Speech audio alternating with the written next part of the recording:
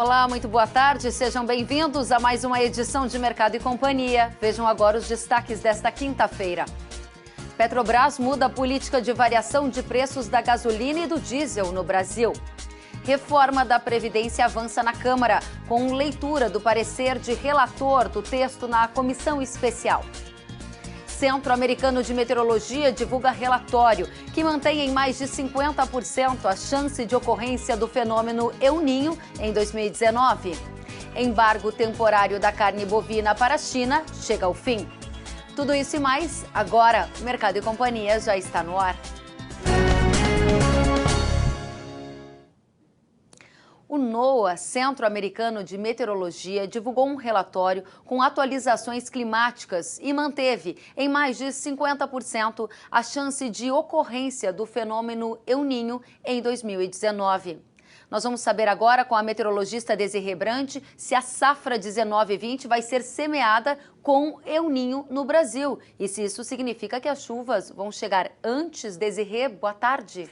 Boa tarde, Kellen. Boa tarde também a todos que nos assistem. É isso mesmo, a chuva pode chegar antes, mas isto não significa consolidação da chuva ao longo do segundo semestre. Isso porque, de acordo com o último relatório do NOAA, teremos ainda a persistência do El Niño no decorrer dos próximos trimestres. Aliás, o NOAA mantém, os dados do IRI mantêm ainda essa condição pelo menos até o trimestre janeiro, fevereiro e março. E mesmo que não seja um El Niño de fato, de qualquer forma, o Oceano Pacífico vai se manter aquecido no decorrer dos próximos meses. Isso inclui o nosso segundo semestre e também o começo de 2020. Então, de qualquer forma, o produtor rural ele tem que tomar as decisões dele com os efeitos, levando em consideração os efeitos ainda do fenômeno El Niño, porque mesmo que não seja de fato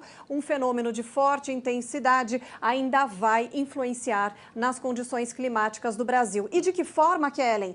Vai deixar o inverno, como já havia previsto, com a chuva acima da média. Isso pode trazer uma certa tensão para os produtores de trigo, porque pode ter excesso de chuva no sul do país. E ao longo do segundo semestre, quando começa a chuva da primavera e verão para a próxima safra de verão aqui no Brasil, essa chuva pode chegar mais cedo, sim, mas não significa a consolidação. Justamente por causa do El Niño, em alguns momentos existe o risco para bloqueios atmosféricos. Então, pode haver falha na chuva ao longo do segundo semestre, mesmo que ela chegue antes, Kellen. Então, vai ser um segundo semestre que a gente vai ter que ter muita atenção e monitoramento na chegada da chuva para a próxima safra de verão. Tá certo. Obrigada, Desirê, por essas informações. E claro que a gente agora quer continuar com você, Desirê, para saber se esse fenômeno El Niño, que já está presente de acordo com o gráfico que você está nos mostrando, vai interferir nas chuvas agora dos próximos dias no Brasil. Tem risco de temporal, inclusive, para o sul do país, não tem?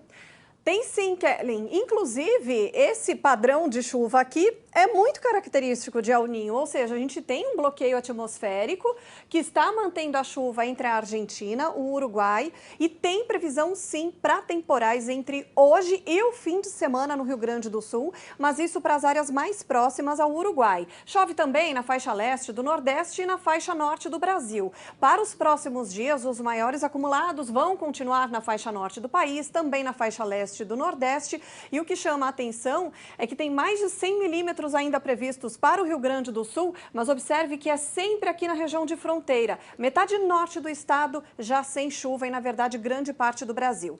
Esse bloqueio só será rompido no meio da semana que vem. Aí a frente fria deve avançar um pouco mais pelo centro e sul do Brasil. O problema é que essa frente fria, ao avançar em direção ao sudeste, ela perde força em relação à chuva e aí vai chover 30 milímetros nas áreas mais ao sul do Rio Grande do Sul, de 19 a 25 de junho. E aqui entre Santa Catarina, Paraná, no máximo sul de São Paulo, estas áreas vão receber no máximo 15 milímetros acumulados, Kellen. Obrigada, Desirê, pelas informações.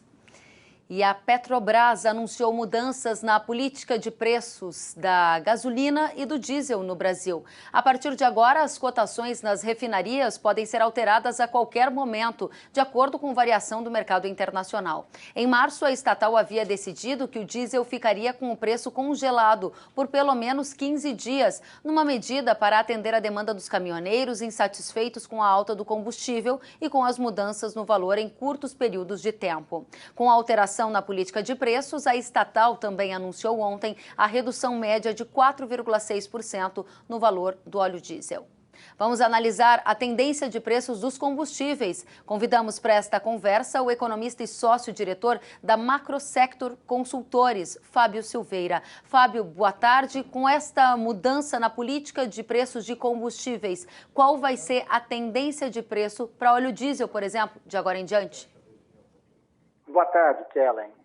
Essa mudança no prazo de reajuste de combustíveis está ligada à melhora das condições no ambiente externo, onde o preço da gasolina, do diesel, do petróleo, enfim, que é a matéria-prima principal, passa por um período de relativa queda, né, de relativa estabilização, com viés de baixa dos preços desses produtos.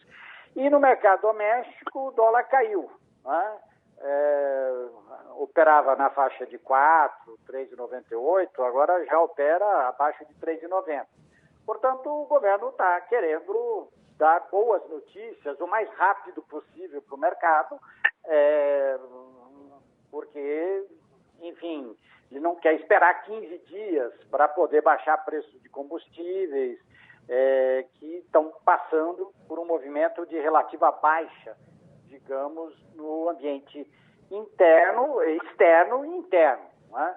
Então, é um agrado, digamos assim, que a Petrobras e o governo querem fazer no mercado nos próximos dias. Agora, eu não acho isso bom, eu acho isso errado, né? Se aproveitar de uma situação que é favorável para você mudar a regra do jogo. Então, vamos ver, assim a gente caminha, né? Pois é, agora um ponto importante do que você disse, entre vários que você destacou, é justamente esta tendência de queda no preço dos combustíveis que você observou, ligados a fatores externos e também a taxa de câmbio. Na prática, o óleo diesel é um dos componentes que mais gera incremento de custos no setor agropecuário. Quer dizer que, na sua previsão, o óleo diesel vai ter uma queda de preço nos próximos meses? Não digo nos próximos meses, né? E esse que é o problema. A política de preços ela fica muito sujeita à alteração de humor, alteração de tendência no mercado externo e no mercado doméstico. Isso eu acho que aumenta, dificulta a previsão. Mas, enfim, nas próximas semanas, 1, 2 meses, mais adiante talvez, o cenário é de uma relativa baixa de preços de combustíveis, né? No caso aí derivados de petróleo. Então, para não esperar, né, muito esse intervalo de 15 dias que antes estava fixado, o governo quis fazer um agrado no mercado e encurtou esse prazo, né, tornou praticamente diário, né, porque há um movimento de baixa. Perfeito, está muito claro. Agora, trazendo para o contexto do setor agropecuário, que está aí... positivo, sem dúvida, não é essa dúvida, né? A minha questão é essa imprevisibilidade. E como os problemas climáticos no cinturão agrícola dos Estados Unidos vão impactar o mercado de milho brasileiro, a consultoria Terra Agronegócio estima alta nas exportações brasileiras para este ano. Até um patamar recorde é esperado. Vamos até Rio Verde, em Goiás, onde está o analista de mercado da Terra Agronegócio, Enio Fernandes. Enio, muito boa tarde. Como você avalia diretamente essa relação do clima ruim por lá e a expectativa de uma exportação recorde para o Brasil em 2019? Brasil que está produzindo uma grande segunda safra por aqui também, né? Primeiro, Kellen, é sempre bom estar com você e vamos lá. A verdade é o seguinte, nós fomos beneficiados com um clima fantástico a segunda safra, vão ser recordes de produtividade em várias regiões. E, somando a isso, a gente tem um câmbio que ainda está em patamares que nos deixam competitivos, né? Nós tivemos câmbio a 4, 3,90, 4,10 e agora 3,85. Isso reduz o nosso custo. E, para comungar com isso, a gente tem um desastre nos Estados Unidos. Nunca na história teve um plantio tão atrasado. Nunca na história as condições estão tão ruins. Semana passada, 59% a boa a excelente. Quando uma coisa nunca aconteceu na história, é lógico que a gente vai ter consequências. E a consequência vai ser o seguinte: quem precisa de milho vai buscar milho aonde tiver milho. E o milho mais barato do mundo hoje é o milho brasileiro. Agora, o produtor que te assiste, ele está ali, colhendo milho em algumas regiões do Brasil, vendo preços de 40 nos portos e pensando, será que eu vendo mais agora ou será que eu espero mais para vender? Qual é a orientação da Terra Agronegócio? Muito boa sua pergunta. Isso varia muito de posição que você está no contexto, né? Se você está no Mato Grosso, é uma realidade um pouco diferente, né? Você não consegue capturar essa alta imediatamente. Mas milho nos portos, acima de R$40, R$42, como a gente está tendo oportunidade, eu realizaria lucro. É muita margem. A gente tem que estar preparado para o imponderável. Você vai segurar esse milho, ele pode continuar subindo, sem dúvida nenhuma, mas nas altas produtividades que você está tendo e com os bons preços que você está tendo, é impossível você não ter uma margem muito saudável. Eu fiz minhas contas aqui, olhando meus clientes, nossos parceiros, faz muitos anos que eu não vejo uma margem dessa de milho safrinha nas produtividades que estão sendo obtidas. E lucro a gente põe no bolso. Agora, a gente está olhando para o viés do produtor, quem está colhendo o milho. E o viés do comprador, qual é a sua expectativa para o pecuarista que precisa ficar atento a esse cenário de grãos? A gente teve um cenário parecido em 2016, você vai lembrar, a gente teve uma quebra de segunda safra fantástica. Qual que era o discurso? O discurso era o seguinte: não, o setor de proteína animal aprendeu, ele vai comprar antecipado, ele vai fazer hedge antecipado.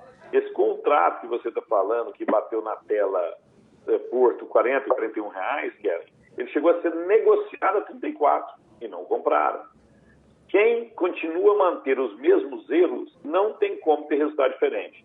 Quem confiou sempre numa grande oferta de safrinha para os preços despencar e não criou nenhuma estratégia para a alta do preço, vai pagar caro. Não importa se o milho daqui 10 dias vai estar mais caro ou vai estar mais barato. O que importa é o seguinte: se ele estiver mais caro, qual foi a sua estratégia? Se ele estiver mais barato, qual a sua estratégia? Quem não cria estratégia fica a ver navios. Sentiu falta de algum conteúdo? Acesse canalrural.com.br.